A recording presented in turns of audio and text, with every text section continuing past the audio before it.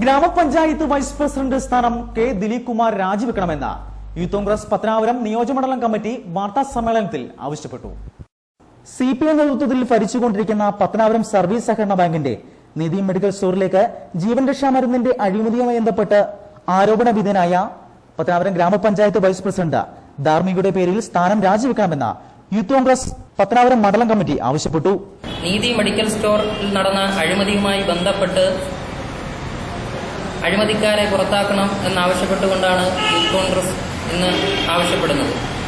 ഏകദേശം 1/2 കോടി രൂപയുടെ അഴിമതി നടത്തിയ ഗ്രാമപഞ്ചായത്ത് വൈസ് പ്രസിഡന്റ് ദിലീപ് കുമാറിനെ സംരക്ഷിക്കുന്ന നിലപാടാണ് പത്തനാപുരത്തെ സിപിഎമ്മും ഡിവൈഎഫ്ഐയും എടുത്തിട്ടുള്ളത്.